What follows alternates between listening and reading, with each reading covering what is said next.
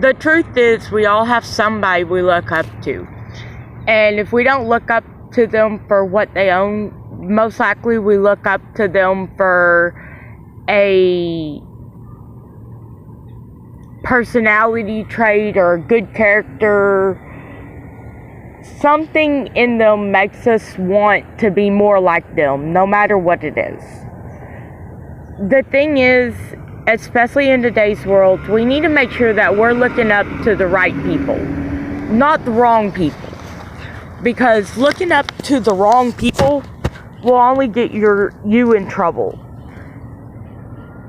I sit around and I think about some of the things me and my friends have done over the years. And I don't realize it, but I picked up some of their bad habits along the way without even noticing that I did it. And sometimes I sit back and I'm like, wow, did I really just do that?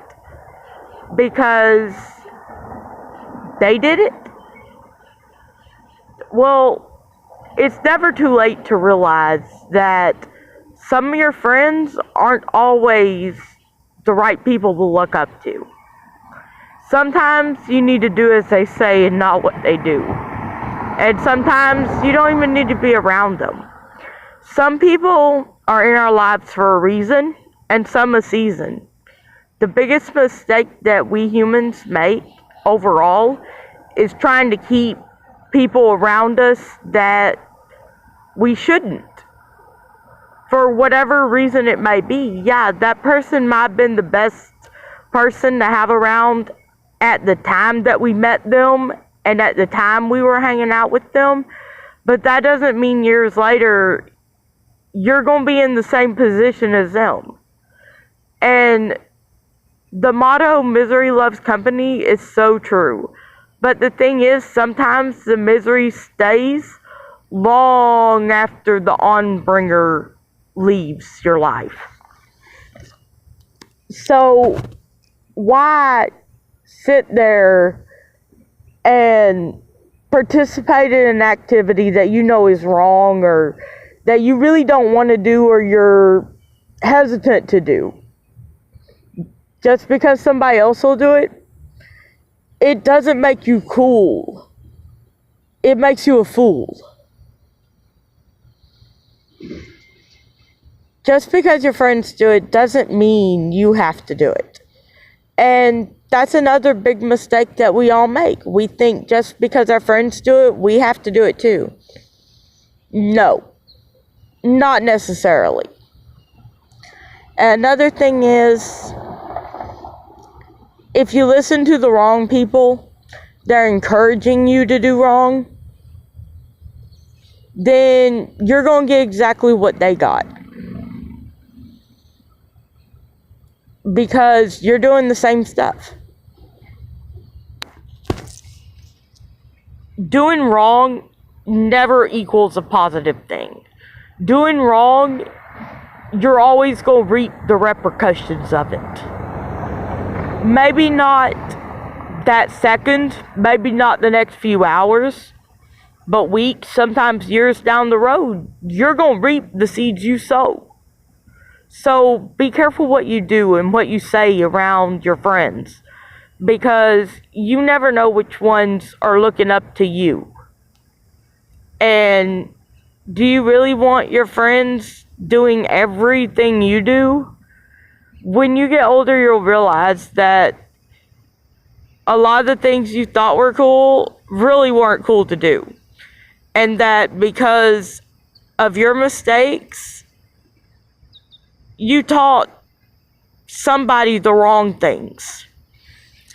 For instance, last year, I had a close friend of mine that liked to jump off the suspension bridge in Waco, Texas. Okay, I used to watch him do it, laugh at it, everything else. This summer, I caught myself doing the same thing for a thrill, except I landed like 2 inches from a kayak. Okay, how stupid is that? I could have landed on that kayak and broke my back or something. But I didn't think about that at the time. I didn't think there was anything wrong with jumping off the bridges. I seen him do it. I thought it was cool when he did it. So I went ahead and did it. Not realizing that that one thing could have changed the rest of my life. What if I hadn't been strong enough to make it to the dock and I would have drowned in a watery grave or something? I didn't realize he had that much influence on me until I realized I looked up to him because he wasn't afraid to take risks.